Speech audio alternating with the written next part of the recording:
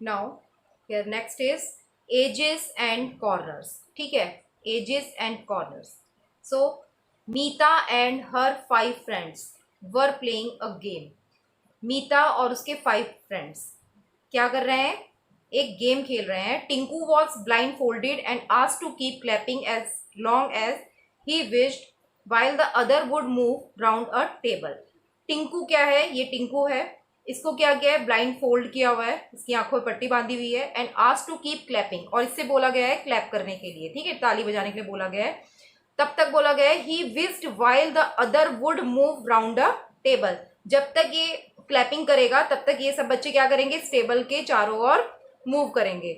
The moment Tinku stopped clapping, और जैसे ही टिंकू क्लैप करना बंद करेगा, everybody would stop where they were. सभी लोग रुक जाएंगे जहां पर वो हैं. The child who was not at corner, जो बच्चा कॉर्नर पर नहीं होगा. ठीक है, ये टेबल है और टेबल में क्या होता है? कॉर्नर्स होते हैं. ठीक है, ये हो गया corner, this one, this one. ठीक है, तो आपको कॉर्नर क्लियर हुआ. ठीक है, ये हमारे कॉर्नर्स हो गए. और एजेस क्या हो गई? कॉर्नर्स को अगर हम ज्वाइन करते हैं, ठीक है, यहाँ ये कॉर्नर है एंड दिस वन, ये अगर हम इन्हें ज्वाइन करते हैं तो दिस इज एजेस. तो यहाँ पर कितनी एज है? 4 एजेस है.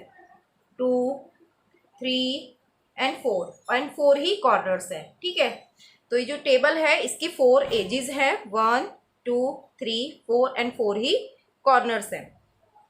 The child who was not at corner, जो बच्चा कॉर्नर पर नहीं होगा, वुड बी आउट, वो आउट हो जाएगा. Then she would be blindfolded, और उसके बाद उसको ब्लाइंड फोल्ड कर दिया जाएगा.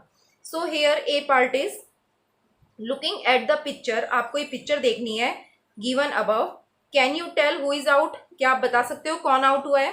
तो हम यहाँ पर देख रहे हैं सब बच्चे कॉर्नर पर हैं. ठीक है, मीता कॉर्नर पर है, राजा कॉर्नर पर है, छोटू कॉर्नर पर है, बंटी कॉर्नर पर है. लेकिन जो गुड्डू है वो क्या है? एजेस के मिडिल में है. तो गुड्डू इज आउट, ये कॉर्नर पर नहीं है. तो आंसर इज गुड्डू. क्या लिखेंगे हम यहाँ पर? गुड्डू.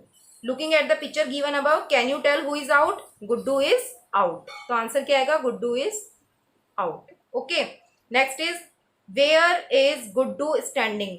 गुड्डू कहां पर है? Guddu is standing in a middle one edge of the table. ठीक है, टेबल के मिडिल में है. Next is can this game be played around a round table. क्या ये गेम हम राउंड टेबल के अराउंड खेल सकते हैं? एंड वाई, है ना? So no, no, we can not play this game around a round table as it has no corner. क्यों नहीं खेल सकते? It has no corner. ठीक है, राउंड टेबल में कोई भी कॉर्नर नहीं होता. Next is many things around us have straight edge. बहुत सारी चीजें हैं हमारे आसपास जिसमें क्या होती है? स्ट्रेट एज होती है. स्ट्रेट मतलब बिल्कुल सीधी. एजेस, फॉर एग्जाम्पल, तो यहाँ पर हम देख रहे हैं ये जो बुक है इसमें जो एजेस हैं वो कैसी हैं? स्ट्रेट है. दिस है ना, ये एजेस हैं इसमें, ये सब क्या है? स्ट्रेट एजेस हैं. स्टेप से ये चेयर है, इसमें भी ये एज क्या है? स्ट्रेट है. ये भी स्ट्रेट है. This also straight, this one straight. और ये हम एग्जाम्पल दिए हुए हैं. काइट है, इसकी भी जो एजेस हैं, दिस, दिस, दिस, दिस, ये सब कैसी हैं? स्ट्रेट एजेस है. Now next is other thing have curve edge. ठीक है, कुछ चीजें ऐसी हैं जिनमें कर्व एजेस होती हैं. फॉर एग्जाम्पल यहाँ पर हम व्हील देख रहे हैं, तो इसकी जो एज है वो स्ट्रेट नहीं है. कैसी है? कर्व है. ठीक है, इसे क्या बोलते हैं? इस टाइप की जो होती है उसे कर्व एज कहते हैं. इसी टाइप से यहाँ पर भी जो है ये कैसी एज है? कर्व एज है. ठीक है, दिस इज नॉट स्ट्रेट. जो स्ट्रेट नहीं होती उसे हम बोलते हैं कर्व एज. ठीक है, तो A part is look around you and identify things with straight and curve edge. आपको अपने आसपास कुछ चीजों को आइडेंटिफाई करना है और बताना है कि उसमें straight edge and curve edge वाली जो चीजें हैं उनके नेम हमें राइट करने हैं. तो स्ट्रेट एज किस में होती है? इरेजर में होती है. ठीक है, इरेजर हो सकता है. और न्यूज़पेपर, न्यूज़पेपर. तो ये किसके एग्जाम्पल हो गए? स्ट्रेट एज के. अगर हम बात करें कर्व एज, कर्व एज के एग्जाम्पल्स क्या होंगे? कर्व एज के हम लिखते हैं यहाँ पर क्या हो सकता है, बॉल, बॉल की जो एजेस होंगी कैसी होंगी, कर्व होंगी। एंड एप्पल हो सकता है, ग्रेप्स हो सकते हैं, एप्पल हम लिख सकते हैं यहाँ पर। तो जो उसकी एजेस हैं वो कैसी होंगी, ये जो एग्जांपल्स हैं ये किसके हैं, कर्व एजेस के, and these are the examples of straight edges. Now B part is do the things with straight edge have corners. ये पूछ रहा है क्या जो स्ट्रेट एजेस होती हैं, जो स्ट्रेट होती हैं, क्या उनमें कॉर्नर्स होते हैं। तो जैसे हमने यहाँ पर देखा ये क्या है, स्ट्रेट एजेस है, ये स्ट्रेट है, ठीक है, ये भी स्ट्रेट है। तो यहाँ पर हम देख रहे हैं कॉर्नर्स हैं, ठीक है। तो यहाँ पर सब जगह क्या है, कॉर्नर्स हैं, ये भी कॉर्नर है।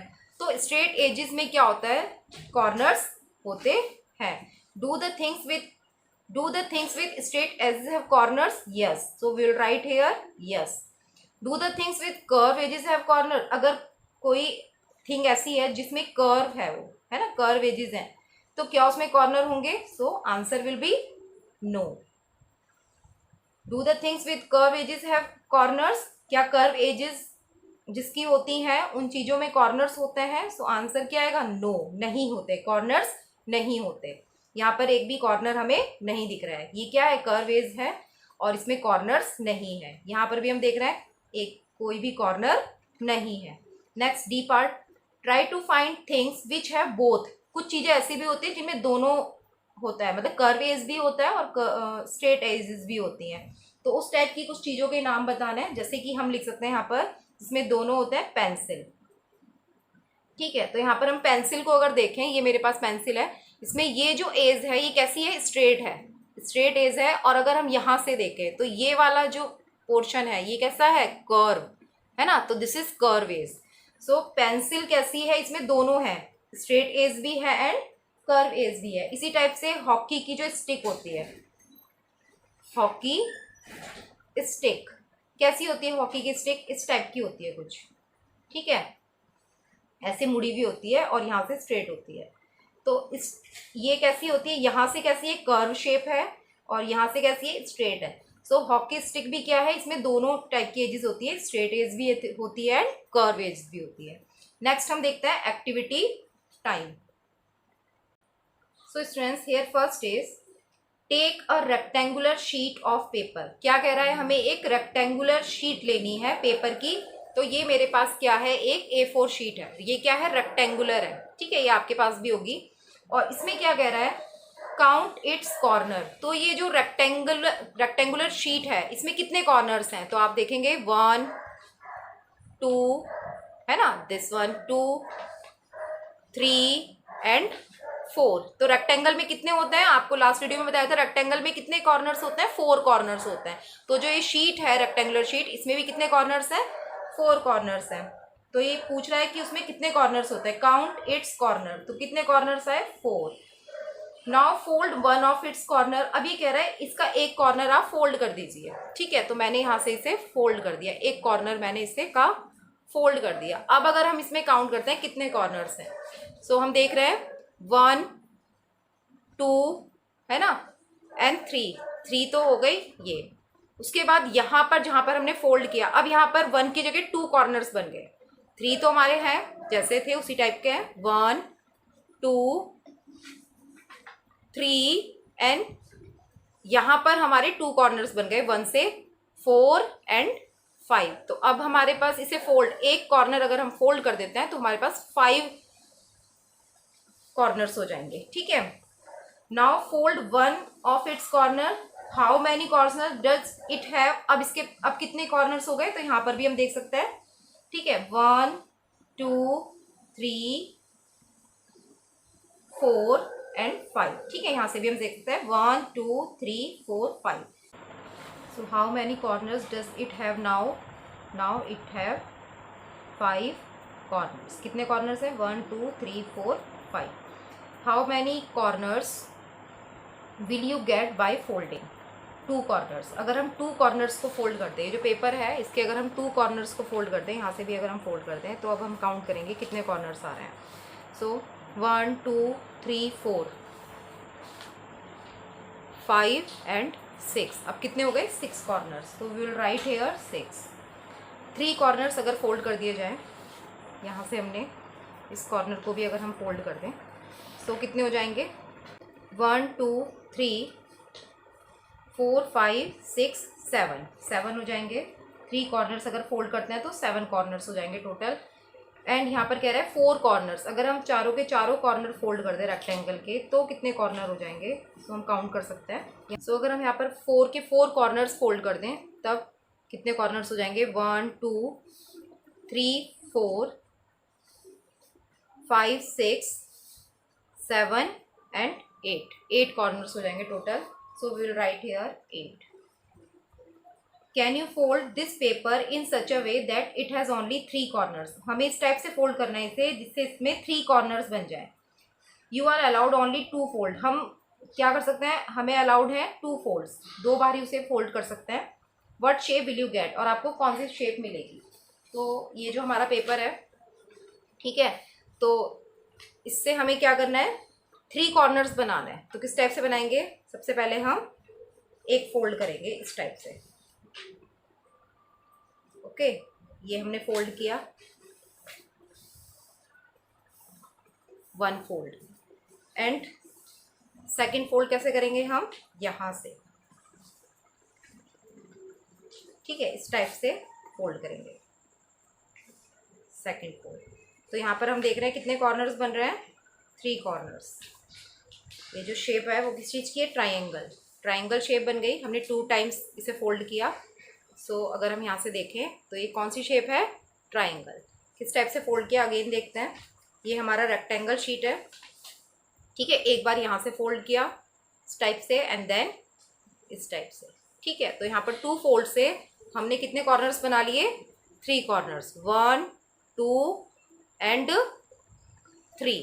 ओके, सो यहाँ पर क्या कह रहा था ये, can you fold this paper in such a way that it has only 3 corners.